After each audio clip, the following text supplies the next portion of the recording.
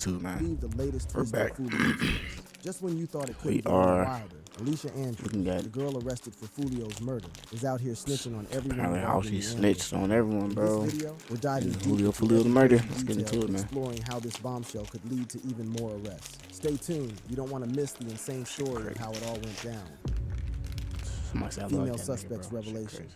Every day, the Foolio case seems to reach new levels of crazy, and now it's in an entirely different league of wild. Alicia Andrews basically snitched on the other suspects involved. In her post-Miranda statement, where she was reminded of her rights before speaking to the police, Alicia didn't hold back, identifying herself in all the footage and dropping the names of her accomplices. Back on July 27th, Alicia Andrews was among the first 3 suspects arrested for Foolio's murder. Foolio was ambushed and killed on June 23rd, 2024, while celebrating his birthday at a Holiday Inn in Tampa. Alicia's arrest came after weeks of relentless investigation. Police analyzed hours of surveillance footage from the hotel, used license plate readers, and combed through phone logs to identify. Oh yeah, they was cooked. They also reviewed Foolio's social media activity, searching for any clues or threats that might lead them to the suspects. After all that digging, the task force identified 3 primary suspects: 21-year-old Alicia Andrews, 21-year-old Isaiah Chance, and 18-year-old Sean Gright. With arrest warrants in hand, the Jacksonville Sheriff's Office rolled out a series of raids to nab the suspects. The first arrest went down in a dreary, rain-soaked parking lot. Body cam footage showed cops rolling up on Sean Gathright, who was standing there with his hands in the air. The officers told him to keep his hands where they could see them as they moved in to slap the cuffs on him.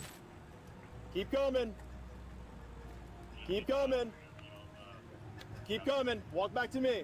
The second arrest took place in a quiet neighborhood, right in the middle of a heavy downpour. The scene was intense as officers, armed with large rifles, closed in on the house where Isaiah Chance Jr. was hiding out. Body cam footage captured the heavy tension as officers ordered him to comply. Hands up and walk toward me. Hands up and walk toward me. Keep coming. Keep coming. Keep coming. Keep coming. Keep coming. Keep coming. With his arms outstretched, Chance slowly approached the officers, who had their weapons pointed at him. He was then instructed to get on the ground with his hands behind his back before being cuffed and taken to a separate vehicle. The final arrest of that day was that of Alicia. She walked out of the same house as Chance, hands raised high in the air. The body cam footage Y'all niggas in the same house? Y'all niggas are cooked. Ensure she was kept away from Chance, who was already seated on the bumper of a police car. Both were then taken to the station for booking, and their mugshots soon hit the public. The charges against these suspects were no joke. Alicia Andrews and Isaiah Chance Jr. got slapped with premeditated first-degree murder with a firearm and conspiracy to commit premeditated first-degree murder with a firearm. Sean Gathright got hit with even heavier charges. He was facing 2 counts of premeditated murder with a firearm, 3 counts of first-degree attempted premeditated murder with a firearm, and tampering with physical evidence. At the time Alicia and the other suspects were arrested, the police were still on the hunt for 2 other suspects, Rashad Murphy and Davian Murphy. But that all changed when the Jacksonville Sheriff's Office received a crucial tip. The tip led them to the Collins Preserve Apartments, located between I-295 and Collins Road. Oh yeah, somebody they believed Rashad Murphy, one of the primary suspects, was hiding. The Jacksonville Sheriff's Office, along with the U.S. Marshal Service, quickly mobilized. SWAT units, JSO CPR, and gang units surrounded the building, ensuring that there was no escape for Murphy. Nearby residents were evacuated to ensure their safety as the operation commenced. For hours, officers attempted to negotiate with Murphy, urging him to surrender peacefully. Over a loudspeaker, they called out to him, hoping to avoid a violent confrontation. Despite their efforts, Murphy remained holed up inside the apartment. The tension was thick as the standoff dragged on into the early hours of the morning. The SWAT team, trained for high-stakes situations like this, geared up to use more aggressive tactics if necessary. As the clock struck midnight, the decision was made to escalate the operation. Using specialized tactics, the SWAT team forced their way into the apartment. Finally, just after midnight, Rashad Murphy surrendered. He was taken into custody without further incident. The arrest marked a significant milestone in the investigation, bringing one of the key suspects to justice. Murphy was charged with murder and transferred to Tampa to face the charges. However, Davion, Murphy is still evading capture, but with Alicia spilling so many details, it seems like it's only a matter of time before he's caught too. I mean, just in her statement alone, she pointed out Isaiah Chance as the guy driving the car that followed Foolio from spot to spot on the night he was killed. And get this, Alicia even admitted to letting Chance use her phone to keep in touch with the other suspect, Sean Gathright. While Alicia's confession might look like snitching to many, it helped law enforcement piece together the movements and mystery of the night Foolio was killed. What's the point of doing a crime. If you just gonna snitch, you might as well not do the crime. You gonna snitch, bro. Like, what the stupid motherfuckers, man. Like, let's get back to the video, man. This wasn't just some random act of violence. It was a meticulously laid out plan. Oh, yeah, On that shit June was a plan, bro. 22nd, 2024, all 5 suspects traveled from Jacksonville to Tampa. Alicia tried to get someone on Instagram to book an Airbnb for them. When that didn't pan out, they booked it under the name Rashad Murphy, the 4th suspect, and paid for it with Goodazay's Cash App. They secured the Airbnb from June 22nd to June 24th, setting the stage for their plan. The Airbnb's Ring camera footage captured everything. Gathright, Chance, Alicia, and Davion Murphy were all seen at the Airbnb in Tampa, just about a mile away from where Foolio would later be killed. Investigators also obtained video from Gathwright's house showing him and Chance loading bags big enough to carry rifles into a black Chevy Impala the afternoon before their trip to Tampa. After settling into their Airbnb on the day of the murder, they stalked Foolio to 3 different locations. Foolio started his birthday celebration at an Airbnb, posting videos of himself and his entourage living it up. Appreciate everybody popping out for my birthday, you know what I'm saying?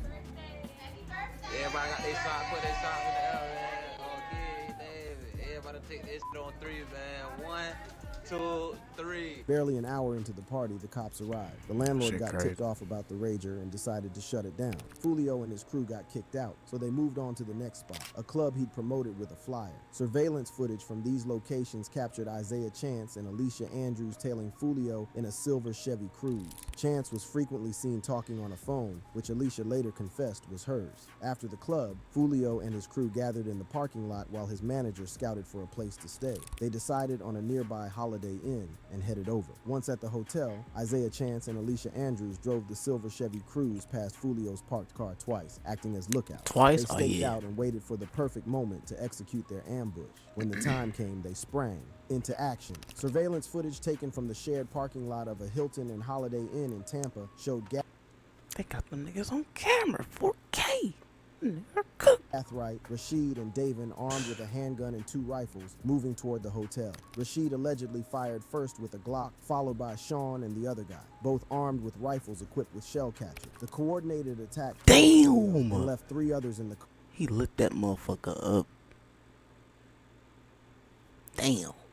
Critically injured. After the murder, the suspects exchanged some shocking messages. An iCloud warrant on Sean Gathwright's phone exposed messages sent at around 12:58 p.m. and 1:01 p.m. on June 23, 2024, while they were still at the Airbnb in Tampa. One message read, "I'm coming home, my thirst is quenched. Pop a bottle of Don Julio today, Murphy." Another message read, "I'm coming home, my thirst is quenched. I love you, Murphy." Both messages were signed by Rashid Murphy, but sent from Gathwright's phone. These exchanges showed just how confident and bold they were after the act, celebrating their crime as if it was some twisted achievement. Further investigation led detectives to Gathwright's crib, where they found several rifles in a gun safe. Among them was a rifle equipped with a brass catcher, a device used to prevent shell casings from being left at the scene. This same brass catcher was linked to the October attempt on Foolio's life, providing a direct connection to Gathright. If you haven't heard about this incident, let me break it down for you. Back in October 2023, Foolio found himself in a life-threatening situation. Early on a Saturday morning, Foolio was cruising through Jacksonville in his black Dodge Challenger, rolling through the 3100 block of 18th Street W, not far from Paxson School for Advanced Studies. I wanted to go get a vape from the stove, so I hopped in the car, and I guess I got ambushed. Somebody was waiting on me when I pulled out the driveway and The ambush was quick and ruthless. Damn. Foolio, caught off guard, barely had time to react. Bullets ripped through his car and one struck him in the foot. Despite the chaos in his injury, that's Foolio time kept he got his shot in the cool enough foot. to drive to safety. Foolio was taken to UF Health Jacksonville, where doctors assessed his injury. The bullet wound in his foot was serious and required surgery, which was scheduled for later that night. The attempted murder of Foolio back in October 2023 by Gathright and Foolio's recent murder weren't isolated incidents. They were part of a broader deadly gang feud between the ATK and KTA crews in Jacksonville. According to the police, the arrested suspects were members of the notorious ATK gang and 1200. The shooters are members of or affiliated with rival gangs of Jones that go by ATK and 1200. The deadly feud. For those who aren't deep in the Jacksonville scene, you might not know about the wild hip-hop gang war raging there. On one side, you've got ATK, which stands for Ace's Top Killers. These guys aren't just from one hood. They've got members spread across the east and west sides of Jacksonville. Unlike most gangs that come from a single neighborhood or block, ATK is a mashup of several groups from all over the city, including the Melvin Park crew and the 1200 crew from the east. This mix has made ATK a serious force in Jacksonville's gang scene. Holding it down as the face of ATK is Jacksonville rapper Young Gene Ace. Born in East Chicago, Indiana, Ace's life has been full of ups and downs. His family moved to Florida looking for better opportunities, but the struggle followed them. Growing up with 10 brothers, his mom had a tough time holding it all together. They bounced from apartment to apartment, got evicted left and right, sometimes crashing with relatives or staying in hotels. This instability hit Ace hard. Ace's father was locked up for most of his childhood, and they didn't link up until Ace was about 17. That left a void, and his uncle stepped in as a father figure. But when Ace was around 14, tragedy struck again. His uncle passed away. This loss was a turning point for Ace, pushing him toward music and the streets. Over the years, ATK and Young Gene Ace have become almost synonymous, making him the face of the gang. On the flip side, you've got KTA, Kill Them All. This crew is an alliance of several gangs, including the 6 Block Gang, YNR, and the Bully Gang. KTA's roots go deep, tracing back to an older gangster crew called PCE, or Problem Child Entertainment. PCE was already on Jacksonville authorities' radar and got hit with a RICO case on November 16, 2017. Even after 10 of their members were locked up, new recruits quickly filled the ranks. Foolio slowly became the face of this gang. Just like Young Gene Ace, he grew up in a poor, crime-ridden environment that pushed him to the streets. Foolio's childhood was so rough that he bought his first gun in 7th grade. I got their first gun in 7th grade, 6th going to 7th, the Deuce 5, so after that, it was a wrap. By the time he was 15, Foolio was already getting shot. When I got shot, my hip popped out of place and I couldn't run no more. I fell straight to the ground and started crawling. It probably was like 3 houses in a row. The middle house, I crawled to the yard. And there was a lady sitting on the porch. I was like, I'm shot, man. She was like, I don't give a what the on my yard. Damn. I'm like, what the I'm 15 years old going through this. Experiencing this at such a young age was crazy, so it's no surprise he went deep into the streets. The roots of the deadly feud between AT... Nigga, 15, getting child. You talking about get the fuck off my yard? That shit crazy. Hell no, twin. That shit. Robbery in 2017. An ATK member, Trey Shorty, was allegedly robbed by a YNR member named Tony Cho. Seeking revenge, Trey Shorty targeted the home of a KTA member named Zion, also known as Tweaky Jit, who happened to be Foolio's cousin. Trey Shorty broke into Zion's house and started shooting, tragically killing Zion and wounding his 2 young sisters, aged 9 and 16. Zion died at the scene, but his sister survived and later identified Trey Shorty as the shooter in court. Though it was rumored that Young Gene Ace had a hand in the murder, this was never confirmed. Still, Foolio and KTA took it personally and sought retaliation against ATK, with their first target being Young Gene Ace and his brothers. On June 5th, 2018, Young Gene Ace decided to take his brother and close friends out to celebrate some significant milestones in their lives. His blood brother, Trayvon Bullard, had just graduated from Ridgeview High School in Clay County a week prior. Ace was incredibly proud of him. Their best friend, Royale Devin Smith Jr., known as 23, was celebrating his birthday that very day. Despite the dangerous environment they grew up in, where gang rivalries and feuds were a constant threat, Young Gene Ace wanted to do something special for his brother. On his birthday, I'm like, shit, bro, let's go do some shit. Cause our life so up, it's like, you live or you die. You know what I'm saying? So I'm like, man, let's go out and eat, man. This shit, man, we out here. They all decided to go out and brought along another close friend, Jacoby Groover, known as 4. The group headed to the Wasabi Japanese restaurant in Jacksonville. They arrived at the restaurant, accompanied by friends and family, and enjoyed a night filled with laughter, good food, and positive energy. It was a memory everyone would cherish. But much like Foolio on the night of his murder, they were unaware they were being followed. As the clock ticked past 10:30 p.m., Young Gene Ace and his brothers piled into their car and headed toward Town Center Parkway, near I-295. The car was buzzing with excitement from the night's celebrations. Ace and his brothers were playfully arguing about their next move. Ace wanted to call his girlfriend, who was dining nearby, while his brothers wanted to keep the party going and meet up with some female friends. Around 10:53 p.m., their car stopped at a traffic light. In the blink of an eye, everything turned to chaos. As Young Gene Ace reached for his phone to call his girlfriend, a bullet ripped through his hand, knocking the phone out of his hand. I'm calling him. I'm about to call him. Soon as I pull my phone out, I get shot in my hand. See my whole hand. See, all this is off. It grew back, you know what I'm saying? Beside their vehicle, another car pulled up, and a relentless stream of bullets began tearing through the metal, the seats, and tragically the flesh of everyone inside. The brutal attack claimed the lives of Trayvon Bullard, Royale Devin, Smith Jr., and Jacoby Groover. Young Gene Ace survived, but was hit 8 times. Once in the hand. Yeah. hand, one in my arm and shit. The rest of them, I got grazed in my back, but I got shot 6 times. Following the attack, the Six, Jacksonville damn. Sheriff's Office launched a full-scale investigation into the shooting. Detectives meticulously combed through the crime scene, gathering evidence and interviewing witnesses. They determined that the attack was a targeted hit, though the exact motives remained unclear. However, many believe Foolio and the KTA gang were behind it, and they didn't hesitate to flaunt their taunts directed at Youngeen Ace on social media. Foolio and the KTA crew took their disrespect to a whole new level when they pulled up to the cemetery where Young 23 was buried. They shot a music video right at the burial site. While filming, they posed for photos mocking Young 23's grave, holding their shoes up to the grave marker, flipping off the camera, and throwing up gun and gang signs with their hands. Many believe this action escalated the feud to a whole new level. Yeah, that shit crazy. From each side. These rising tensions ultimately led to Foolio's death, adding another name to the growing list of casualties. You go on the grave sites, with the police revealing taking that pictures, the suspects and arrested disrespecting the for Foolio's murder dead, are bro. part of the ATK gang, and his You death can't be is doing linked that, to the man. feud. Niggas Many gone. are beginning to wonder if Youngeen Ace and his crew will be hit with RICO charges. That nigga got an M1 Will grand in Youngeen this. Ace be Yeah. arrested? Ever since Foolio's death, even with the arrest of the suspects connected to the murder, speculation about Youngeen Ace's involvement has been rampant. During a press conference following Foolio's death, officials were directly asked about Youngeen Ace's potential involvement in the murder, a question that Jacksonville Sheriff T.K. Waters had to address. So Youngeen Ace has long been known in Jacksonville. We are consistently monitoring those groups.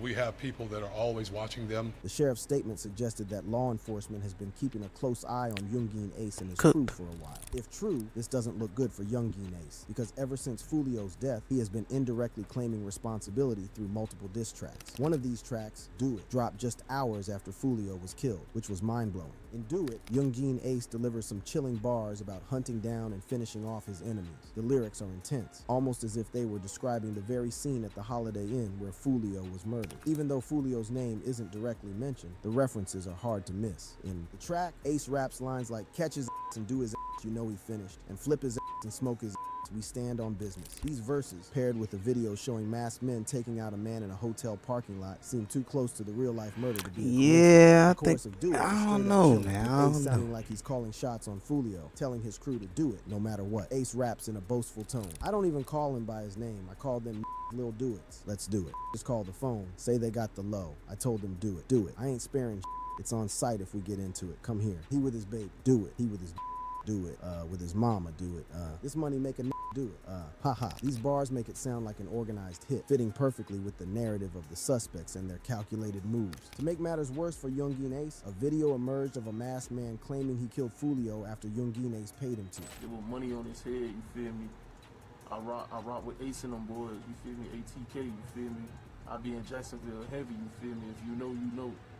But yeah, you feel me? I did that, you feel me? I handled that, cause, you know, Ace had that money on his head, you know, Ace had to put that 10K up, told me to slide, told me to smack. 10K. It's unclear if this mystery Nigga, you man is among the suspects crazy. arrested, but many people can't help but connect the dots between the chorus of Do It and everything that's happening. After dropping the diss track Do It, Youngeen Ace continued to indirectly claim the murder with 2 more tracks, Game Over and Ready to Die. On June 28th, Ace dropped Game Over, where he raps, dead on the floor, dead on arrival, Mr. Six. I'm steady screaming out, the long the Six. Remember, Foolio was known to be part of the 6 Block gang, making Ace's words a direct attack. In the song, Youngeen Ace isn't even trying to be subtle. He's blatantly disrespecting Foolio and his crew. The line 4 in the car and 1 of them dead, 3 got hit directly references the circumstances of Foolio's death, where Foolio died and 3 others were injured. Ace goes even further, detailing Foolio's death with lines like 5.56 increased the murder rate, another body on the way, and mask on, get up close, this another closed case. Ace didn't stop there. In his diss track, Ready to Die, he continues to take shots at Foolio with lyrics that many believe reference the late rapper's death. He raps, face shot 12, they ain't solving nothing. You did all that running. That still died. Dead. His dog trying to keep his name alive. In these lines, Ace is alluding to Foolio getting shot and killed. The part about people trying to keep Foolio's name alive points to rappers like Omerta55, who have dropped tracks in memory and support of Foolio since his passing. Youngeen Ace isn't the only one from the ATK crew dropping diss tracks. On July 24th, Spinnabins and Wapawit the Chopper released a track titled Foolio's Dead. The title alone is a blatant mockery of Foolio's death, and the provocative lyrics throughout the song continue to mock and disrespect him. This shit is crazy. crazy. Whopper with the chopper spit lines that taunt and ridicule Foolio's tragic end. In one line, Whopper raps, "Beef with us can't come outside, we make a stay in. It's a celebration, Big Pack, at the Holiday Inn." Yeah, he did. Yeah, yeah, bro. I'm gonna end it there, bro. Ain't no way, nah. Yeah, bro, that shit crazy, bro. That shit crazy.